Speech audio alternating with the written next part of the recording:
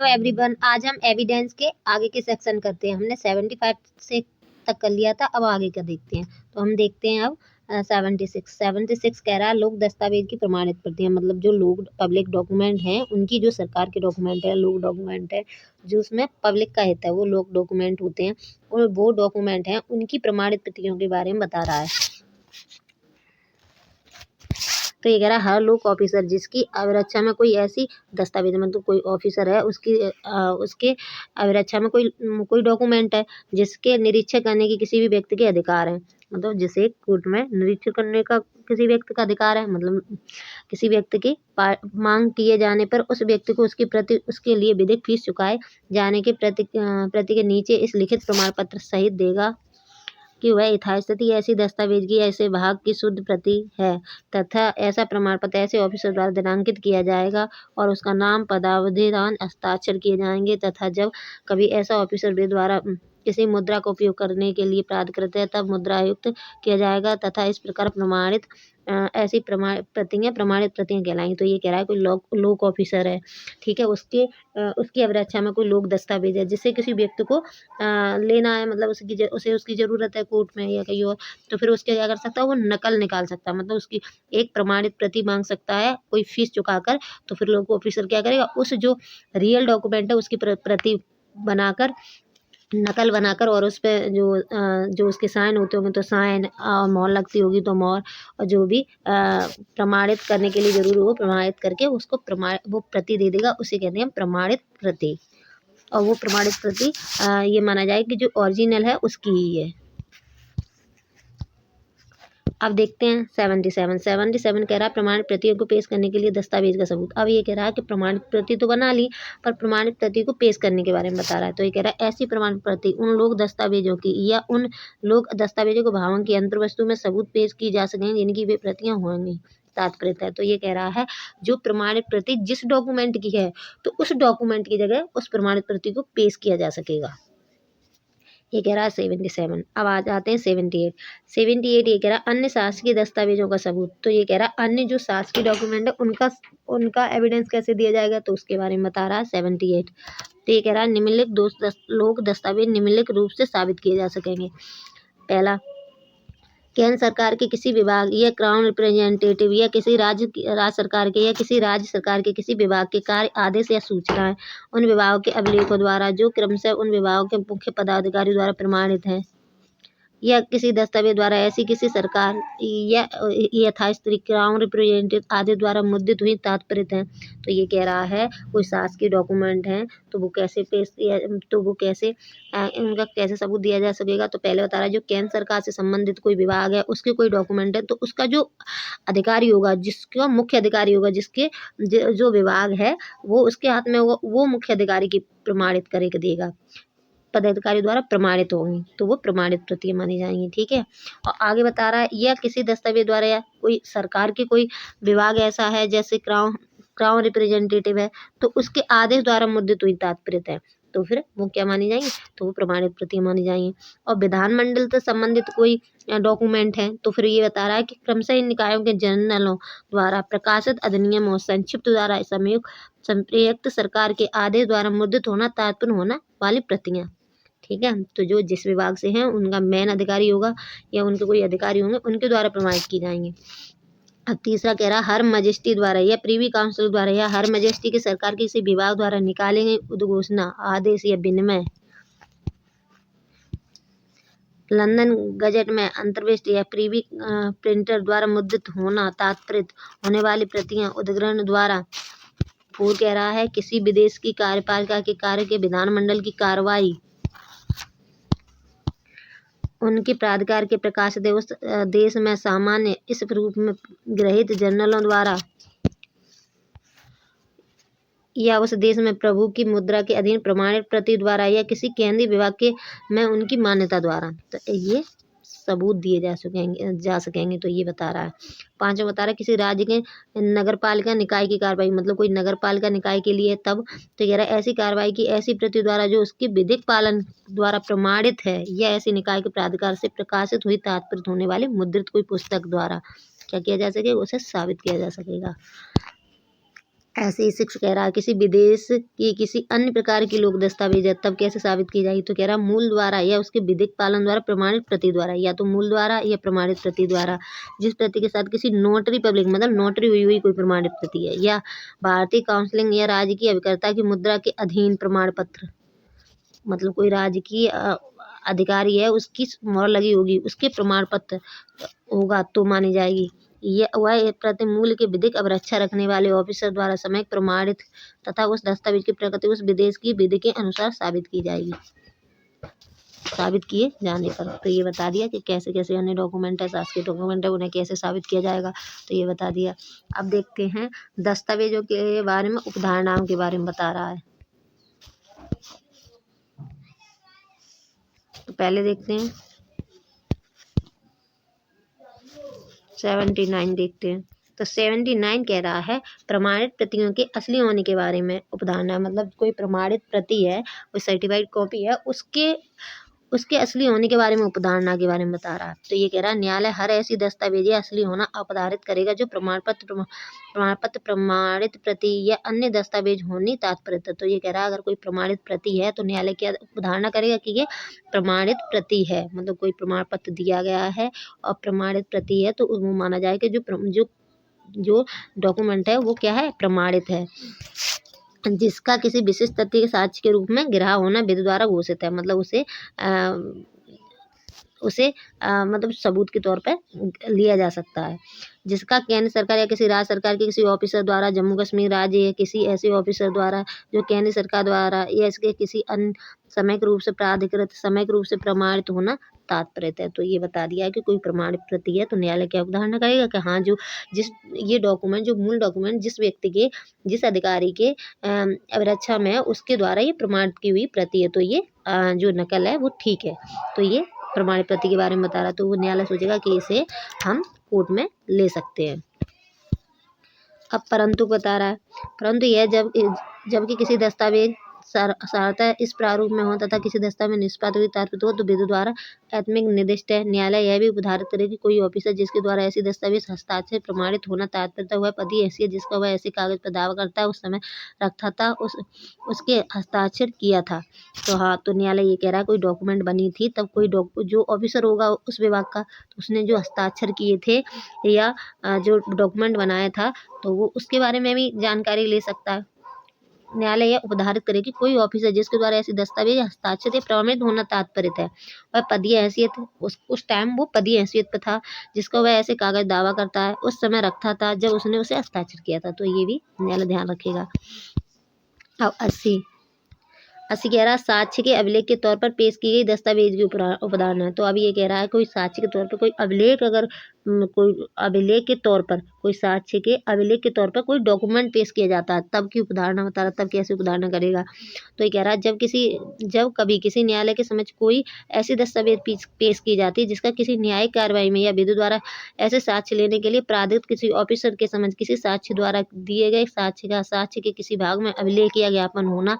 अथवा कैदी के अभियुक्त का विधि द्वारा अनुसार किया गया कथन स्वीकृति होना तात्पर्य हो और उस जिसका किसी न्यायाधीश या मजिस्ट्रेट के द्वारा या उपयुक्त जैसे किसी ऑफिसर द्वारा हस्ताक्षर होना तात्पर्य हो तो वह न्यायालय उपधारित करेगा। तो ये कह रहा है कोई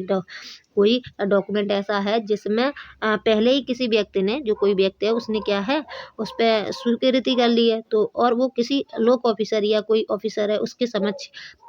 उसने किया है स्वीकृति तो फिर न्यायालय क्या मानेगा। अब ये डॉक्यूमेंट कैसी है जो ये है अभिलेख वो साक्ष्य के तौर पर उपधारणा कर सकेगा न्यायालय। तो ये कह रहा है जब कभी किसी न्यायालय के समक्ष कोई ऐसी दस्तावेज पेश की जाती है जिसका किसी न्यायिक कार्रवाई में या विधिक द्वारा ऐसा साक्ष्य लेने के लिए प्राधिकृत किसी ऑफिसर के समक्ष मतलब कोई ऑफिसर है जो साक्ष्य ले सकता है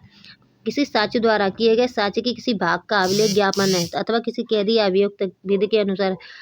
लिया गया कथन या स्वीकृति होना तात्पर्य है, मतलब पहले से ही वो स्वीकृत कर सका है कोई भी अभियुक्त है उसने पहले से ही किसी ऑफिसर के सामने स्वीकृति की है तब क्या करा तो न्यायाधीश या मजिस्ट्रेट द्वारा ये उपधारित जैसे कि ऑफिसर द्वारा हस्ताक्षर होना तात्पर्य हो तो यह न्यायालय क्या करेगा उपधारणा करेगा कि इसे हम क्या कर सकते हैं इस अभिलेख को साक्ष्य के तौर पर ले सकते हैं। ठीक है, अब आगे देखते हैं 81 कह रहा है राजपत्रों समाचार पत्रों पार्लियामेंट के प्राइवेट एक्टों और अन्य दस्तावेजों के बारे में उपधारणा बता रहा। तो अब इनके बारे में उपधारणा कैसे करेगा न्यायालय? तो ये कह रहा न्यायालय हर ऐसी दस्तावेज का असली होना उपधारित करेगा जिसका लंदन गजट में कोई शासकीय राजपत्र या ब्रिटेन क्राउन के किसी उपनिवेश, आश्रित देश, कब्जाधीन क्षेत्र, सरकारी राजपत्र होना या कोई समाचार पत्र या जर्नल होना या यूनाइटेड किंगडम की पार्लियामेंट के प्राइवेट एक्ट क्वीन प्रिंटर द्वारा मुद्रित प्रति होना तात्पर्य है, तथा हर ऐसी दस्तावेज जिसका ऐसी दस्तावेज होना तात्पर्य है जिसका किसी व्यक्ति द्वारा रखा जाना किसी विधि द्वारा निर्दिष्ट है। ऐसी दस्तावेज सहायता उस प्रारूप में रखी गई हों जो विधि द्वारा अपेक्षित और उचित अभिरक्षा में पेश की गई हों असली होना उपधारित करेगा। तो न्यायालय ये कह रहा है सेक्शन, कोई राजपत्र हैं मतलब पुराने कोई डॉक्यूमेंट है, कोई समाचार पत्र है, पार्लियामेंट है, कोई प्राइवेट एक्ट है जो कि ये उदाहरित किया जा रहा है कि सुरक्षित रखे गए हैं। ठीक है, तो और इसमें बता दिया कि सरकार के राजपत्र हैं, कोई ब्रिटेन क्राउन के हैं, कोई लंदन गजट के हैं, तो या यूनाइटेड किंगडम के, तो वो डॉक्यूमेंट क्या न्यायालय उपधारणा करेगा कि ये डॉक्यूमेंट ठीक है, इन्हें सबूत के तौर पर लिया जा सकता है।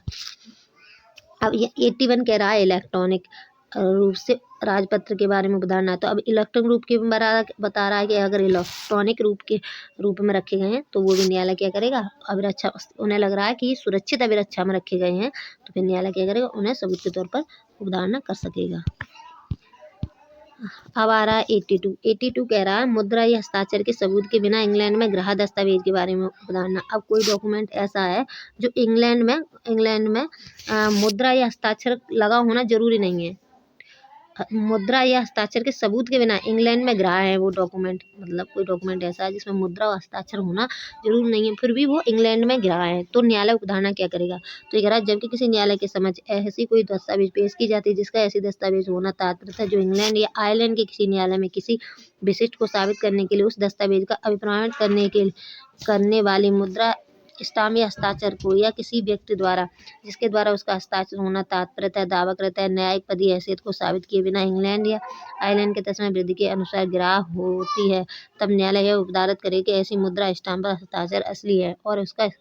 हस्ताक्षरित करने वाला व्यक्ति न्यायिक या पदी हैसियत जिसका वह दावा करता है उस समय रखता था जब उसने हस्ताक्षर किए थे। तो न्यायालय क्या करेगा, अगर कोई ऐसी चीज़ है और वो कोई डॉक्यूमेंट है जिसपे उसने मुद्रा या हस्ताक्षर के लगाए हैं उस टाइम वो ऐसी हैसियत रखता था जो आयरलैंड और इंग्लैंड में भी गिरा है, तो फिर न्यायालय क्या मानेगा कि इसे हम भी गिरा कर सकते हैं, उपधारणा करेगा कि ये ठीक है। अब आ जाते हैं 83 कह रहा है सरकार के प्राधिकार द्वारा बनाए गए मानचित्र या रेखाओं के बारे में उपधारणा। अब ये कह रहा है सरकार ने प्राधिकार दिया है कि आप क्या करो, मानचित्र या रेखाएं बनाओ, जैसे नक्शा वगैरह बनाते हैं, तो वो क्या मानी जाएंगी, तो वो भी सही मानी जाएंगी। तो ये कह रहा है न्यायालय ये उपधारित करेगा कि वे मानचित्र या रेखाएं जो केंद्र सरकार या राज्य सरकार के प्राधिकार द्वारा बनाई गई तात्पर्य मतलब उनके आदेश से बनाई गई हैं, वैसे ही बताए गए थे जैसे वे शुद्ध हैं, मतलब जैसी बताई थी वैसे ही बनाई हैं, किंतु ऐसे मामले के प्रयोजन के बनाए गए मानचित्र या रेखाओं के बारे में साबित करना होगा कि वे सही है। तो न्यायालय क्या करेगा, वैसे तो सही मानेगा पर उन्हें एक बार ये कहेगा कि ये सही है, ये साबित करने की जरूरत होगी और उपधारणा करेगा कि हाँ ये अगर सरकार ने बनवाई तो ठीक है, पर ये उपधारित जरूर करेगा कि सरकार ने बनवाई है वही है ये। तो ये 83 कह रहा है, ठीक है। अब आ जाते हैं 84 कह रहा है विधियों के संग्रह और विनिश्चय की रिपोर्टों के बारे में उपधारणा। अब ये कह रहा है न्यायालय ऐसी पुस्तक जिसका किसी देश की सरकार के प्राधिकार के अधीन मुद्रित या प्रकाशित होना और उसमें उस देश की विधिक अंतर्दृष्टि होना तात्पर्य है, मतलब कोई लॉ है जैसे हमारे लॉ हैं उनमें हमारे यहाँ वही लॉ चलता है, उसे सब पढ़ते हैं, और वही कोई पुस्तक है तो उस पुस्तक को न्यायालय क्या करेगा, उपधारणा करेगा, हाँ ये उस देश की है, उस देश में यही लॉ चलता है और मुद्रित भी है सरकार द्वारा और प्रकाशित भी है, तो न्यायालय क्या मानेगा, हाँ ये ठीक है। तो ये कह रहा है 84। अब 85 कह रहा है मुख्तार नामों के बारे में उपधारणा है। अब ये पावर अटॉर्नी के बारे में कह रहा है, मुख्तार नामों के बारे में उपधारणा है।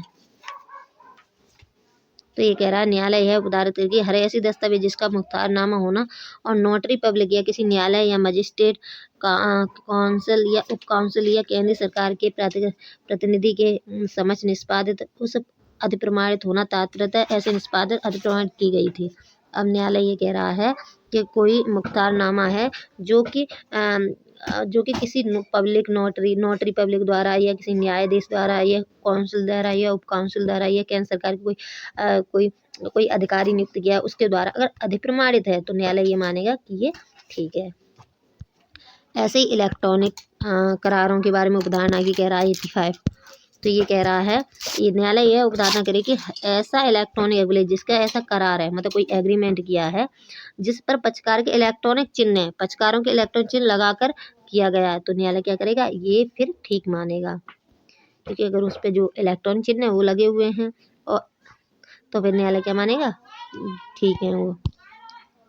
अब 85B, अब 85B कह रहा है इलेक्ट्रॉनिक अभिलेख और इलेक्ट्रॉनिक चिन्हों के बारे में उपधारणा। अब इलेक्ट्रॉनिक अभिलेख और इलेक्ट्रॉनिक चिन्हों के बारे में उपधारणा के बारे में बात कर रहा है। तो जैसे 85 में बताया गया था वही सब इसमें भी है।